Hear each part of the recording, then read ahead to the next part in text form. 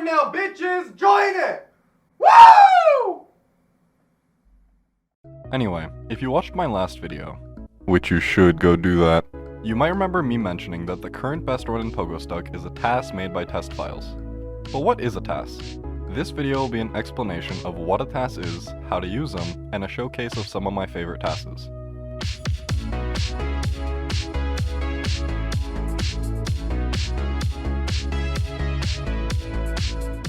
The question, what is a TAS, is very simple. TAS, which stands for Tool Assisted Speedrunning, is a form of speedrunning where you use a program that has several quality of life features for speedrunning, differing depending on what game you want to TAS. The baseline features a TAS must have are save states and a slowdown function.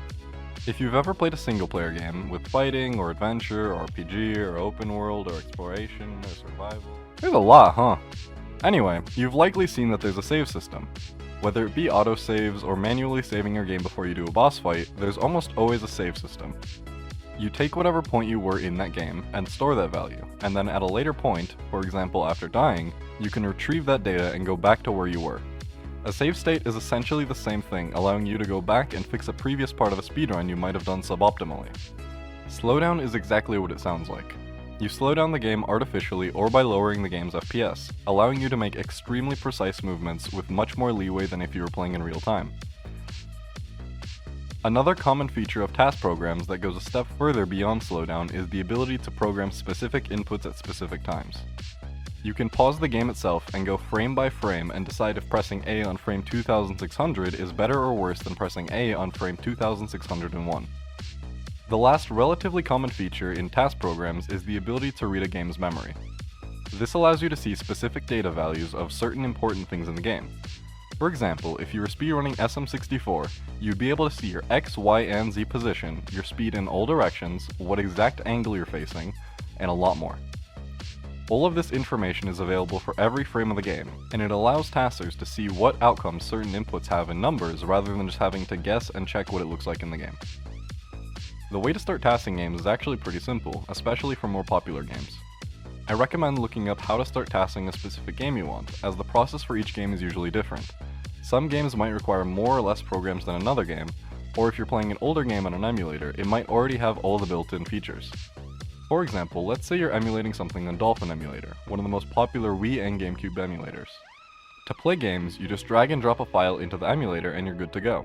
However, Dolphin actually has a few really good TAS tools available built right into the emulator. If you click on the emulation tab at the top, you can immediately see a few tools that I've mentioned along with some new ones. Save states work as you'd expect, so I won't bother explaining them again. The other helpful thing in this tab is Frame Advance, allowing you to go frame by frame like I mentioned earlier. Moving on, if you click on the Movie tab, there's once again a bunch of helpful stuff. From the top, you can record your inputs and be able to play them back from the same position, as well as exporting the data to be able to share that with other TASers. There's the TAS input option, which allows you to have a menu with inputs that you can change manually, such as acceleration or the movement of a Wii remote, or what exact position a GameCube controller has, allowing for much more precise movement than what would be possible by hand with a physical controller. The last few helpful things in this menu are the ability to see what frame you're on with the frame counter, and the ability to see what inputs are being pressed on screen. There's likely a bunch of other helpful tools in Dolphin, but I'm not an expert on TASing, so I'll leave that for all of you to figure out. Other games, like PogoStuck or Celeste, have their own programs that you use to create a TAS. For Celeste, you use Everest, which I'll link a tutorial on how to set up below. For PogoStuck, it has a unique situation with TASing, so if you want to get the TAS, you'll have to get through me. No, but seriously, if you want the PogoStuck TAS, join my Discord and DM me for more info. Both programs are relatively easy to begin using, so if you have experience with either of the games, feel free to look into it and try creating a TAS for yourself. The last part of this video will be showcasing some really cool things that basically only a TAS can do. Yes, technically speaking, anything a TAS can do, a human can do in theory. That's basically where it stops though, at being purely theoretical. If you're able to get into the final boss fight in SM64 within 17 seconds, I'll concede and say humans are equal to TAS. The run you're currently watching is a 0-star TAS from 2015 that clocks in at 1:21 seconds, with about half of it being the actual boss fight against Bowser since you can't speed up the throw animations. A TAS that's even faster than this one is the Getting Over It TAS. The run is over in a flash, clocking in at just over 38.5 seconds, which is over 20 seconds faster compared to the world record.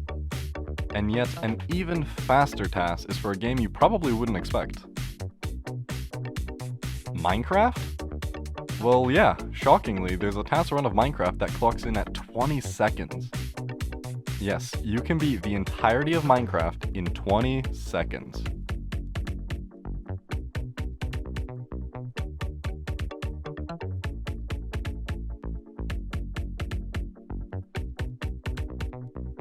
Insane.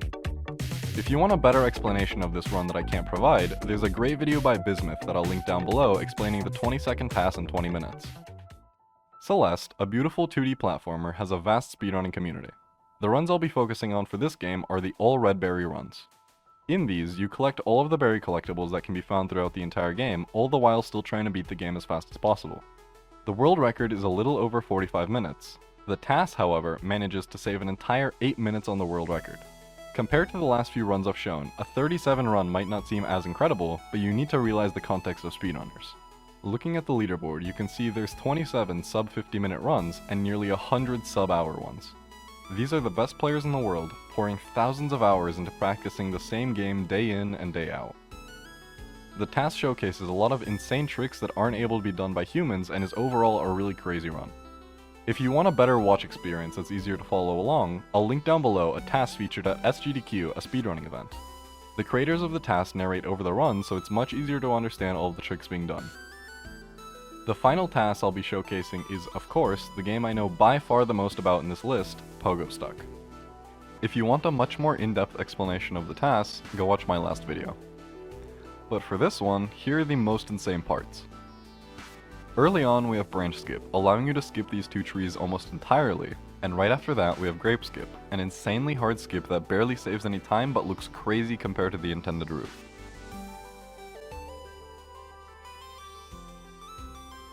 The TAS also features a harder version of a skip that's already used in real-time runs, palm skip. You can just jump off the ceiling and go straight into the next area, being insanely hard to pull off. There's some crazy movement found throughout the entire run, with my favorite part being at the entrance of ice, where you intentionally bonk and keep sliding to save time. The crown jewel at the end is a 4-jump egg skip, something some real-time runners also do, but is insanely hard to pull off. All in all, Pogo Stuck and all of the other games I've featured have incredible TAS runs, pushing the game to its absolute limit. Thank you guys very much for watching, and I hope you enjoyed learning about TASes. The TAS community is very broad, and it can be a really fun process to see just how far you can optimize a game, so I really recommend all of you to go try to make a TAS for a game you know well. The creation of this video is also like shockingly smooth compared to the last one, so hopefully my next one will also be this easy. Also, like I mentioned earlier, join my Discord.